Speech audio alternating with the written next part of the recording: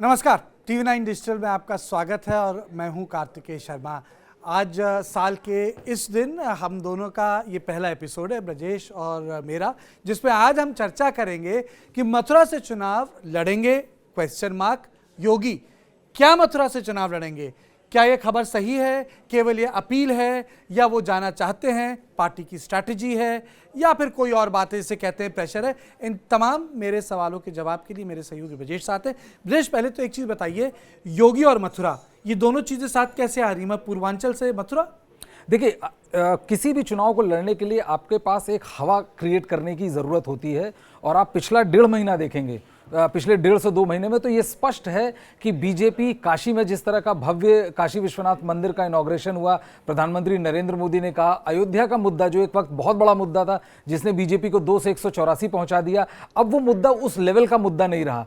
तो अब बीजेपी 2022 के अति महत्वपूर्ण चुनाव में मुद्दे की तलाश में है और जो मुद्दा बार बार उभर के आ रहा है वो आ रहा है मथुरा का। आपको याद होगा कि हिंदू वाहिनी ने 6 दिसंबर के पहले जो बाबरी मस्जिद को ढहाने की तिथि थी, उसके पहले एक ऐलान किया कि अब वो जाके जो ईदगाह मस्जिद है जो कृष्ण जन्मभूमि परिसर के अंदर है, उसमें जाकर मंदिर का निर्माण, मतलब एक मूर्ति रखेंगे। और उसके बाद वहां की स्थिति काफी तनावपूर्ण हो गई, वहां पर 144 लगानी पड़ी।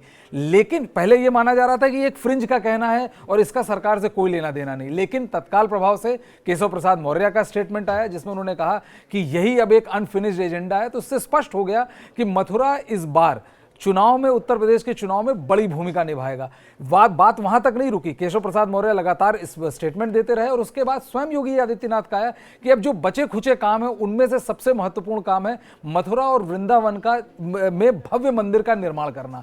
और जिस तरह से आज जो बीजेपी के सांसद है हरनाथ सिंह यादव, उन्होंने एक चिट्ठी लिखी जगत प्रकाश नड्डा को, और जैसे जैसे राजनीतिक तमाम असंभावनाओं का खेल होता है, उसमें लिखा कि स्वयं कृष्ण जी उनके सपने में आए और कहा कि योगी को, ये चिट्ठी लिखो कि योगी को मथुरा से चुनाव लड़ना चाहिए। और इसीलिए उन्होंने ये गुजारिश की जेपी नड्डा से, जो बीजेपी के पार्टी अध्यक्ष है। मैं अब दर्शकों को बताना चाहूँगा कि जिस तरीके से चुनाव की बात आई है, इसको लेके काफ़ी चर्चा हो रही, क्योंकि जब उत्तर प्रदेश की राजनीति समाजवादी पार्टी और बहुजन समाजवादी पार्टी के बीच में घूमती थी, तो जो चीफ मिनिस्टरियल कैंडिडेट होते थे वो चुनाव नहीं लड़ते थे।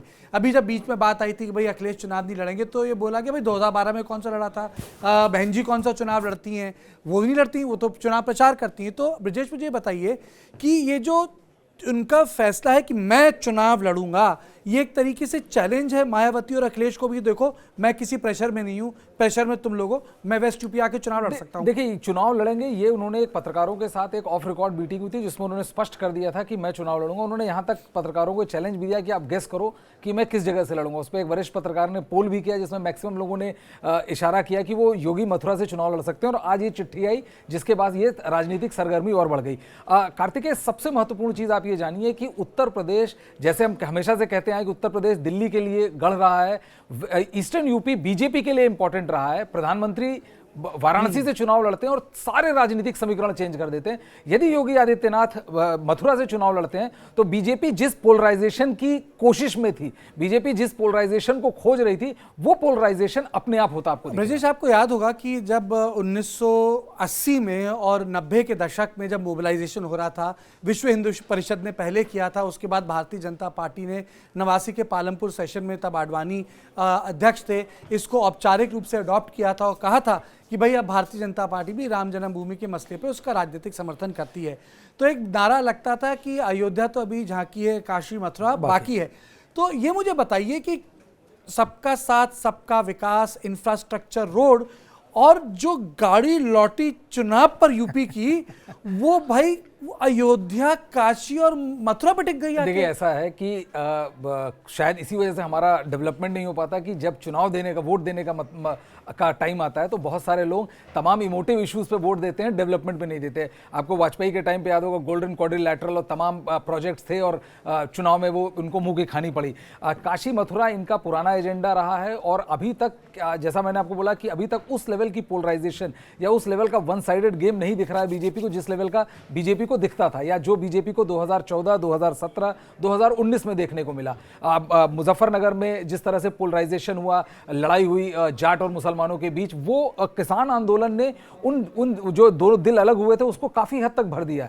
तो बहुत बड़ा चैलेंज था बीजेपी के लिए कि आखिरकार बाकी हिंदू कम्युनिटी हमारे पीछे पूरी तरह से पोलराइज कैसे हो। उसमें मथुरा एक इमोटिव इशू है और इसीलिए देखिएगा ये ऐसा नहीं कि एक झटके में आया है, इसकी तैयारी दिसंबर के पहले हफ्ते से ही हो रखी है। जब हिंदू वाहिनी ने कहा कि अब हम जाएंगे और मथुरा में जो मस्जिद, जो कृष्ण जन्मभूमि परिसर में जो मस्जिद है उसमें हम मूर्ति रखेंगे कृष्ण भगवान की, और उसके बाद जिस तरह से उसको एंडोर्समेंट मिला तो ये क्लियर है कि ये ऊपर का एंडोर्समेंट है। विजय जी, एक चीज बताइए कि जब 2014 से 2020 तक जो विज्ञप्तियां आती थी भारतीय जनता पार्टी की, जो प्रेस रिलीज बोलते हैं औपचारिक, उस पर जात पे बड़ा फोकस रहता था, सोशल इंजीनियरिंग, बैकवर्ड, चाहे वो किसी भी व्यक्ति का चुनाव हो, संवैधानिक पद का चुनाव हो या मंत्रिमंडल में फेरबदल हो, वो एक बड़े वो पर्चे आ जाते थे, भाई ये इस जाति से, ये इस बैकवर्ड जाति से, इतने ओबीसी हैं, और जो चुटकुला होने लगा था कि कमंडल में मंडल का पानी है।